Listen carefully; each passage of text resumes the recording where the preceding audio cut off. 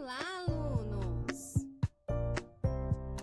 Prepare o material porque está na hora da aula!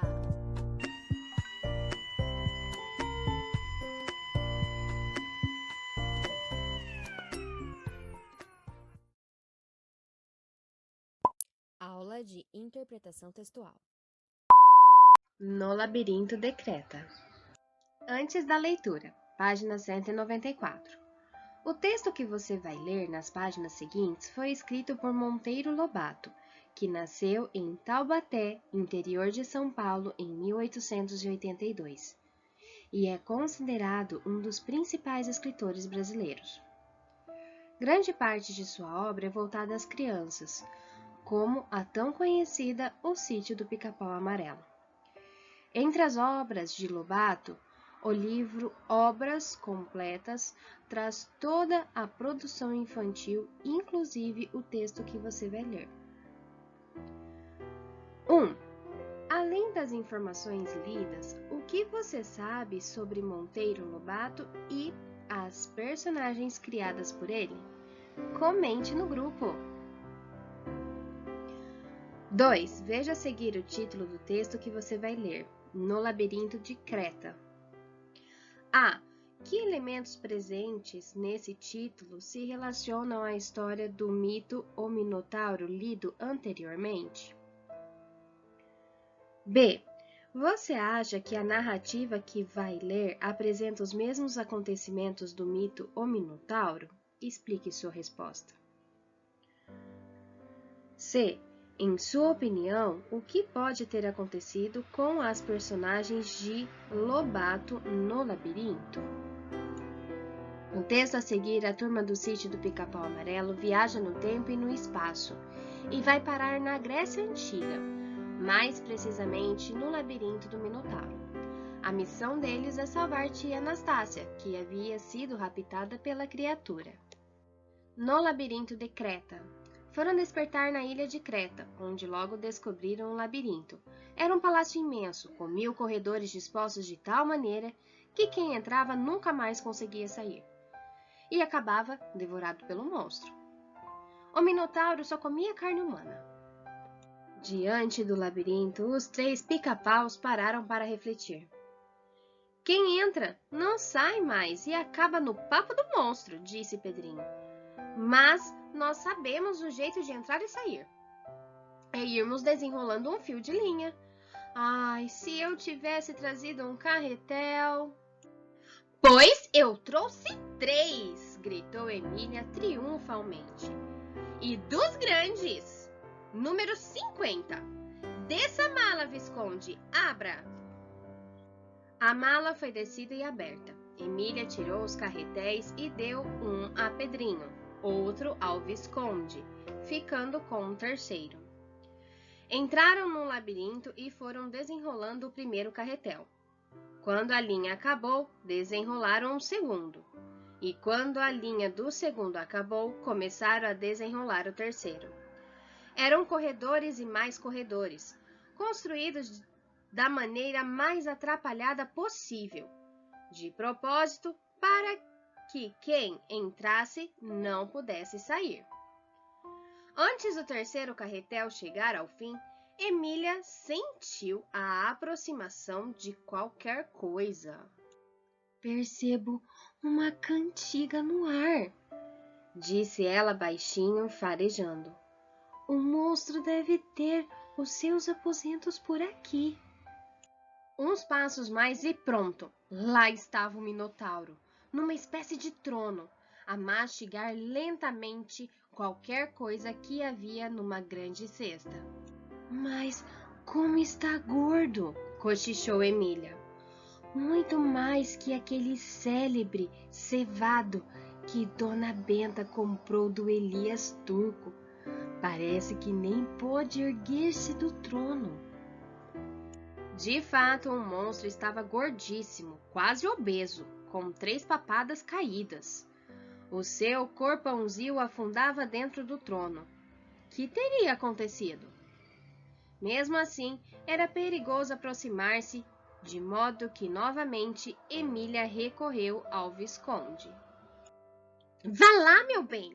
Chegue-se ao gordo e, com muito cuidado, peça informações sobre tia Anastácia. E se ele me devorar? Não há perigo. Nem a esfinge o devorou, quanto mais o minotauro. Só as vacas devoram os sabugos. Mas ele é touro, e os touros também comem sabugos. Menos este, que é antropófago. Vá, sem medo. Visconde arriou a maletinha e foi. Instantes depois voltava. E então? Perguntou Pedrinho. Não fala, não responde. Perguntei por tia Anastácia e ele só me olhou com o olho parado. Sempre a mastigar umas coisas que tira da cesta. Isto. E mostrou o que havia na cesta. Emília arrancou-lhe o isto da mão. Era um bolinho. Era um bolinho de tia Anastácia. Imediatamente, Emília o reconheceu pelo tempero. Que alegria! Aquele bolinho era a prova mais absoluta que tia Anastácia estava lá. E viva! Pedrinho comeu o bolinho inteiro e lamentou que o Visconde só tivesse trazido um. Vamos procurá-la, com o resto de linha que ainda temos, disse Emília, examinando o carretel. Há de dar. Fez ela. Estou sentindo um cheiro que não me engana. Até parece que estou lá no sítio. Instantes depois, alcançavam uma dependência que parecia uma copa, e afinal, deram com a cozinha. E avistaram diante de um enorme fogão, de lenço vermelho na cabeça, a tão procurada criatura. Credo! Será que eu estou sonhando? E esfregou a cara. Não está sonhando, não, disse Pedrinho. Somos nós mesmos, que viemos do sítio especialmente para socorrer você.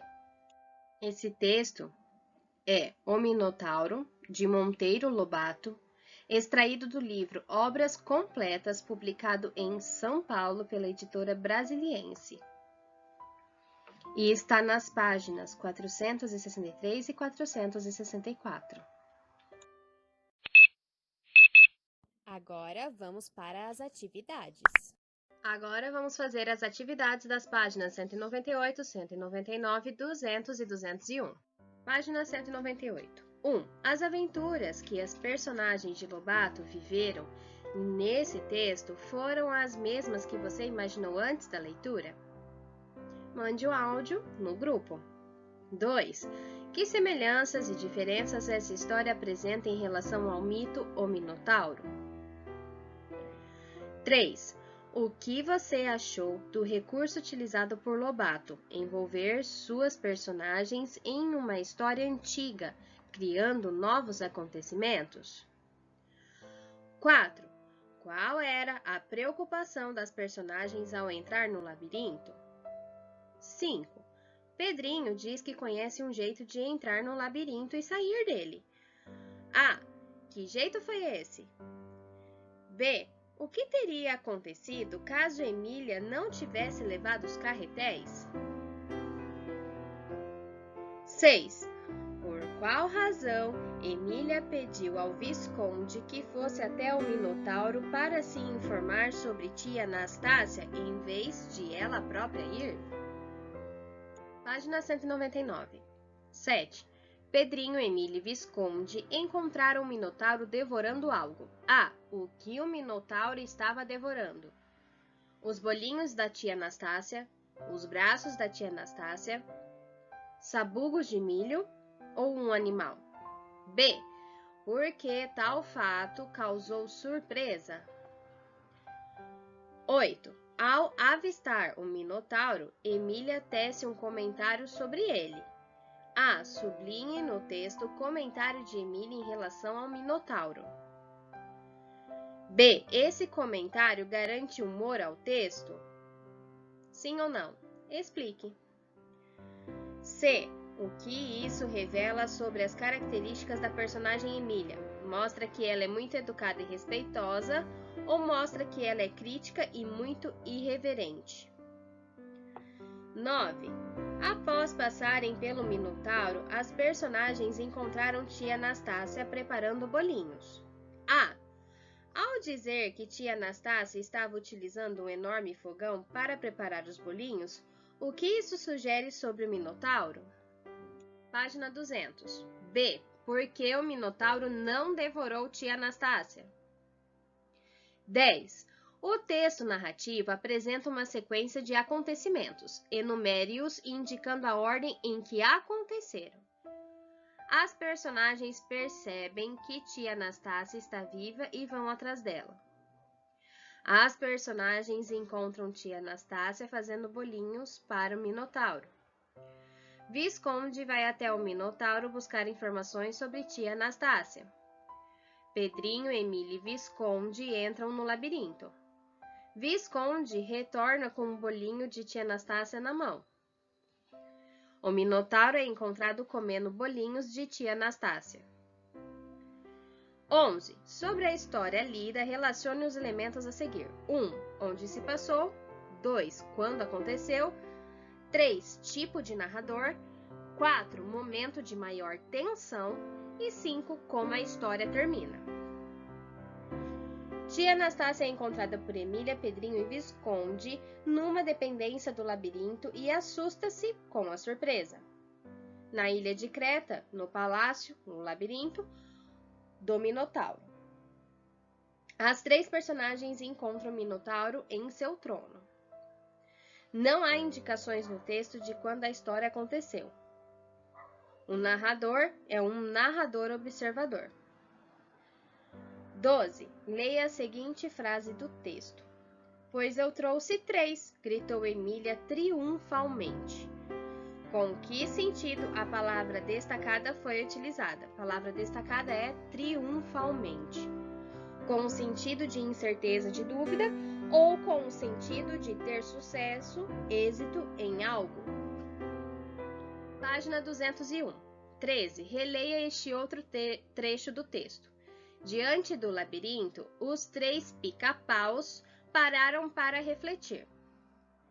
Quem entra não sai mais e acaba no papo do monstro, disse Pedrinho. Mas nós sabemos o jeito de entrar e sair. É irmos desenrolando um fio de linha. Ai, se eu tivesse trazido um carretel. Ah, por que a palavra pica-paus aparece no texto entre aspas? B. Qual é o sentido das reticências utilizada nesse trecho? Indicar que Pedrinho teve dúvida em relação à sua ideia, deixar outra personagem terminar a frase de Pedrinho ou indicar que a frase de Pedrinho tem uma continuidade. 14. Releia o trecho a seguir. Continuaram o avanço pelos corredores sem fim. Em certo momento, o narizinho de Emília farejou o ar. Fez ela. Estou sentindo um cheiro que não me engana. Até parece que estou lá no sítio. A fala da personagem é apresentada pelas palavras do narrador ou é reproduzida pela própria personagem? B. Que sinal de pontuação evidencia isso? 2 pontos, aspas ou travessão. C. Contorne no trecho o verbo que indica que Emília sente o cheiro da comida de tia Anastácia. Agora é com vocês. Se tiver alguma dúvida, me chame no particular. E até a próxima aula. Atenção, não se esqueça de mandar a foto.